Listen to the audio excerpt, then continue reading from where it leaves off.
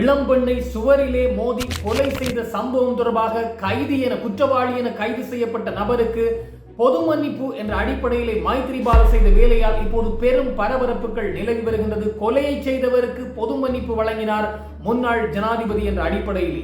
அதோடு பிரதமராகும் தகுதி, ஜனாதிபதியாகும் தகுதி அத்தனையும் இந்த தமிழ் தேசிய கூட்டமைப்பினுடைய முன்னாள் தலைவரான ரா சம்பந்தர் அவர்களுக்கு இருந்தது என்ற அடிப்படையிலே பாராளுமன்றத்துக்குள்ளே இப்போது பிமல் ரத்நாயக்க இந்த விடயத்தை போட்டுடைத்திருக்கின்றார். அதோடு பாடசாலை கல்வி திட்டத்தை மாற்றியமைப்பதற்கான வேலைப்பாடுகளும் இந்த அரசாங்கத்தினால் எழுந்து வருகின்ற போதுதான், நடைபெற்று வருகின்ற போதுதான் ஆண் பெண் தனி பாடசாலைகளை இனி கலவன் பாடசாலைகளாக மாற்ற வேண்டும் என்ற ஒரு கருத்தியலும் இப்போது தீவிரம் பெற ஆரம்பித்திருக்கின்றது. இந்த விடயங்கள் பற்றித்தான் இந்த தொகுப்பினூடாக முழுமையாக பேச போகின்றோம். அன்புறவுகள் எல்லோருக்குமே வணக்கம். முன்னாள் ஜனாதிபதி மைத்ரிபால சிறிசேனவினுடைய ஒரு பொது மன்னிப்பு தான் இப்போது தீவிர பேசுபொருளாக மாறி இருக்கின்றது. என்ன விடயம், எதற்காக இந்த பொது மன்னிப்பு வழங்கியிருந்தார் பார்க்கின்ற போது 2005ஆம் ஆண்டு ஜுவான் ஜான்சன் என்று சொல்லப்படுகின்ற சுவிஸ் நாடு, அதே போன்று இலங்கை, இந்த இரண்டு, அதாவது தந்தை இலங்கையைச் சேர்ந்தவர், தாய் சுவிஸ் நாட்டை சேர்ந்தவர். எனவே அந்த பெண் இலங்கையிலே வசித்து வந்தார். அதுவும் ரோயல் பார்க் என்ற பகுதியிலே அந்த கொலை இடம்பெற்றிருந்த, குறிப்பாக அந்த ஜுவான் ஜான்சன் என்று சொல்லப்படுகின்ற அந்த பெண் படுகொலை செய்யப்பட்டிருந்தார். எனவே இந்த கொலையானது இப்போதும் ரோயல் பார்க் என்று சொல்லப்படுகின்ற தொடர்மாடி அரிசோகுச குடியிருப்பில் இடம்பெற்றதனால் ரோயல் பார்க் படுகொலை என்று சொல்லப்பட்டு வருகின்றது. எனவே இந்த பெண் மிக மிக மோசமான முறையிலே தாக்குதலுக்கு உட்படுத்தப்பட்டு இவருடைய தலை சுவற்றிலே மோதப்பட்டு கொலை செய்யப்பட்டிருக்கின்றார். எனவே இவர் யாரால் கொலை செய்யப்பட்டார், எதற்காக கொலை செய்யப்பட்டார் என்ற அடிப்படையை தேடுகின்ற போதுதான் மிக பெரும் ஒரு தொழிலதிபருடைய மகன், ஆடை தொழிற்சாலையினுடைய தொழிலதிபராக இருக்கின்ற அவருடைய மகனாக இருக்கின்ற இந்த ஜூட் ஆண்டனி ஜெயமகா என்று சொல்லப்படுகின்ற நபர்தான் இதற்கு மிக மிக முக்கியமான காரணம் என்ற விடயம் வெளிச்சத்துக்கு வந்திருக்கின்றது. அத்தோடு இந்த ஜூட் ஆண்டனி ஜெயமகா என்று சொல்லப்படுகின்ற நபர் யார் என்று பார்க்கின்ற போது இந்த கொலை செய்யப்பட்ட இந்த ஜுவான் ஜான்சன் என்று சொல்லப்படுகின்ற இந்த பெண்ணினுடைய சகோதரி, அதாவது அவருடைய அக்காவோடு மிக நெருங்கிய நட்பு வட்டாரத்திலே பழகி வந்திருக்கிறார். அப்படி இருக்கின்ற போதுதான் இந்த ஜுவான் ஜான்சன் என்று சொல்லப்படுகின்ற பெண்ணும் அவருடைய சகோதரியும் பிரத்யேக இடத்திலே சந்திக்கின்ற போது அதாவது ஜூட் ஆண்டனி ஜெயமகா என்று சொல்லப்படுகிற நபரும் வந்திருக்கின்றார். இவருடைய சகோதரிக்கும் அந்த ஜெயமகாவுக்கும் இடையே ஏற்பட்ட வாக்குவாதம் காரணமாக அதற்கு இடையே குறுக்கிட்டு தன்னுடைய சகோதரிக்காக பேசி இருக்கின்றார் கொலை செய்யப்பட்டிருக்கின்ற இந்த ஜுவான் ஜான்சன் என்று சொல்லப்படுகிற நபர். அப்படி இருக்கின்ற போதுதான் அந்த ஜூட் ஜெயமகா என்று சொல்லப்படுகிற நபருடைய கோபம் இவருடைய சகோதரியை விட்டுவிட்டு, அதாவது தன்னுடைய நண்பியை விட்டுவிட்டு நண்பியினுடைய சகோதரி என்று சொல்லப்படுகின்ற இந்த ஜுவான் ஜான்சன் மீது திரும்பி அவரை அடித்தே கொலை செய்திருக்கின்றார்கள். அதுவும் அவர் இறந்த பின்னும் அவருடைய தலையை சுவற்றிலே கொண்டே மோதி படுகொலை செய்திருக்கின்றார் மிக மிக மோசமான முறையில்.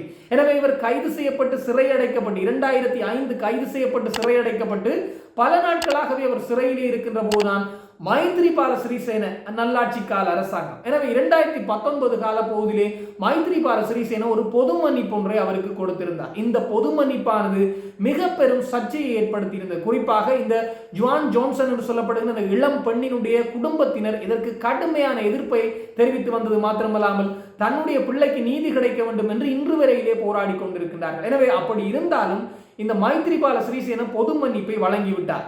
இந்த பொது மன்னிப்பு 2019 வழங்கப்படுகின்றது. 2024 கடந்த வருடம் தான் இந்த பொது மன்னிப்பு செல்லுபடியாகாது என்ற அடிப்படையிலே உச்ச நீதிமன்றம் தீர்ப்பு வழங்கி இருக்கின்றது. எனவே இதனால் மைத்ரிபால சிறிசேனவும் சிக்கிவிட்டார் என்பது எல்லோருக்கும் தெரிந்த ஒரு விடயம்தான். இந்த வருடம் கூட இந்த வழக்கு தொடர்பான விசாரணை ஒன்றுக்காக மைத்ரிபால சிறிசேன நீதிமன்றம் சென்று வந்த விடயம் எல்லாம் தெரியும்.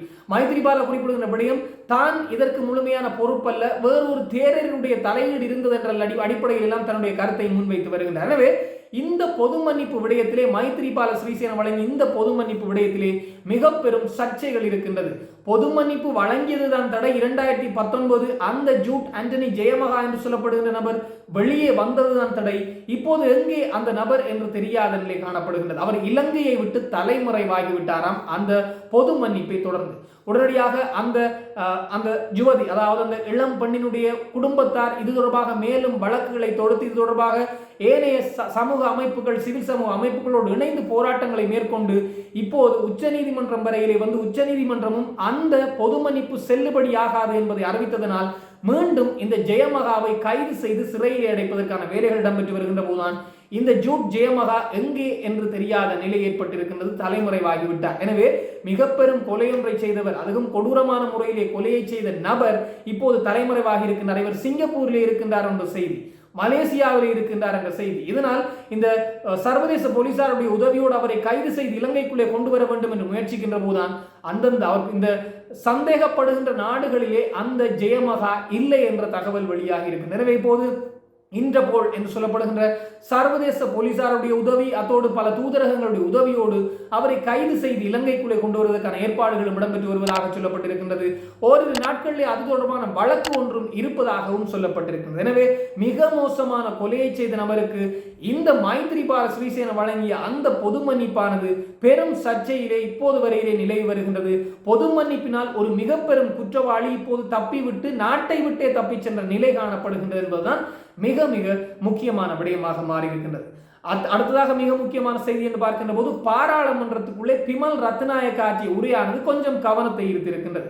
குறிப்பாக ரா சம்பந்தன் அவர்களுக்கு அஞ்சலி செலுத்துகின்ற, நினைவஞ்சலி செலுத்துகின்ற நிகழ்வு இடம்பெற்ற போது இந்த பிமல் ரத்நாயக்க, சபை முதல்வர் பிமல் ரத்நாயக்க ஒரு விடயத்தை குறிப்பிட்டிருக்கின்றார்.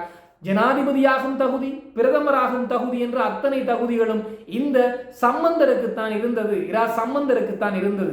அதோடு இந்த தகுதிக்கு காரணம் என்று பார்க்கின்ற போது 2001 முதல் 2010 வரையிலே தாங்கள் எதிர்கட்சியிலே இருந்ததாக குறிப்பிட்டிருக்கின்றார் பிமல் ரத்நாயக். அதாவது ஜேவிபி எதிர்கட்சியில் இருந்ததா அந்த காலம் முதல், அதோடு 2010 முதல் 2015 முதல் 2019 வரையான காலப்பகுதியிலும் ஜேவிபி எதிர்கட்சியிலே இருந்த காலப்பகுதியிலே இந்த ரா சம்பந்தர் அவர்களும் எதிர்கட்சியிலே இருந்திருக்கின்றார். எனவே அப்போது ரா சம்பந்தருடைய செயற்பாடுகள் மிக மிக முக்கியமானதாக இருந்தது என்று மாத்திரமல்லாமல் ஏனைய அரசியல்வாதிகளை விட முன்மாதிரியான செயற்பாடுகளை இவர் மேற்கொண்டிருக்கின்றார். எனவே அவரோடு செயற்பட்டோம் என்ற அடிப்படையிலே தான் சொல்வதாக குறிப்பிட்டிருக்கின்றார். இவர் ஜனாதிபதியாகும் தகுதி, பிரதமராகும் தகுதி இவருக்கு இருந்தது என்பதை சுட்டிக்காட்டியிருப்பதாக சில ஊடகங்கள் செய்தி வெளிப்படுத்தி இருக்கின்றது.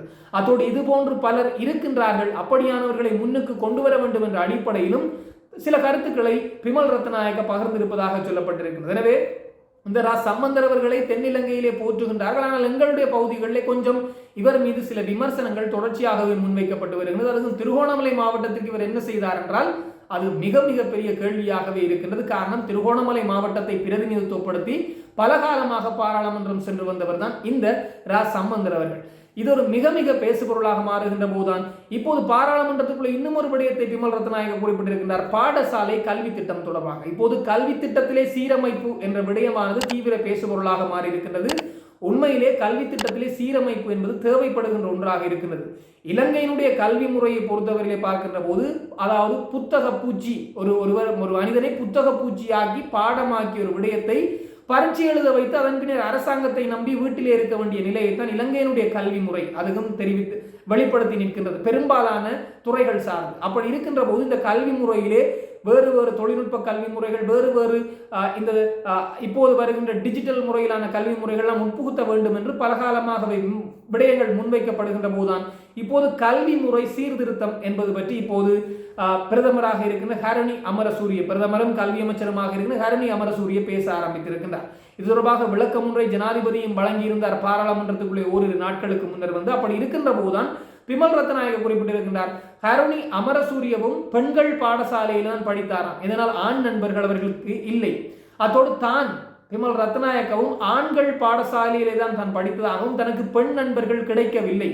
எனவே இது ஒரு ஆபத்தான செயற்பாடு. எல்லோருமே சகஜமாக பழகுகின்ற போதுதான் அந்த விடயத்தை நாங்கள் புரிந்து கொள்ள முடியும். எனவே இந்த தனித்தனி ஆண்களுக்கு வேறு பெண்களுக்கு வேறு என்று இருக்கின்ற பாடசாலை முறைமைகள் கலவன் பாடசாலைகளாக மாற்றுகின்றது பற்றி சிந்திக்கலாம் என்ற அடிப்படையில் குறிப்பிட்டிருப்பதாகவும் சொல்லப்பட்டிருக்கிறது. எனவே இது எந்த அளவுக்கு சாத்தியமான விடயம் என்று தெரியவில்லை. ஆனாலும் கல்வி சீர்திருத்த முறையிலே இதனை உட்புகுத்துவோம் என்ற அடிப்படையிலும் இப்போது பிமல் ரத்நாயக்க குறிப்பிட்டிருக்கிறார். எனவே கல்வி சீர்திருத்தம் என்பது இலங்கைக்கு தேவைப்படுகின்ற ஒன்றாக இருக்கின்றது. ஆனால் எப்படியான சீர்திருத்தத்தை இந்த அரசாங்கம் கொண்டு வரப் போகின்றது என்பதை பொறுத்திருந்து பார்க்கலாம். இது தொடர்பாக இன்னும் பல தகவல்கள் வருகின்ற போது உடனுக்குடன் தெரியப்படுத்த நானும் தயாராக இருக்கிறேன். அதுக்கு முதல் மிஸ்டர் ஈழத்தமிழன் எனது யூடியூப் சேனலுக்கு நிறைய பேர் உங்களுடைய ஆதரவுகளை தந்து கொண்டிருக்கிறீர்கள். எல்லோருக்குமே என்னுடைய மனமார்ந்த நன்றிகள். இந்த காணொலிக்கு நீங்களும் புதுசாக வந்திருந்தால் நீங்களும் இந்த சேனலை சப்ஸ்கிரைப் பண்ணுங்க, லைக் பண்ணுங்க, கமெண்ட்ஸ் பண்ணுங்க. இந்த காணொலி பிடிச்சிருந்தால் உறவினர்கள் நண்பர்களுடன் பகிர்ந்து கொண்டீங்கன்றால் எனக்கும் ஒரு ஆதரவாக இருக்கும் தொடர்ச்சியாக காணொலிகளை செய்வதற்கு. இன்னும் ஒரு தொகுப்போடு சந்திக்கலாம்.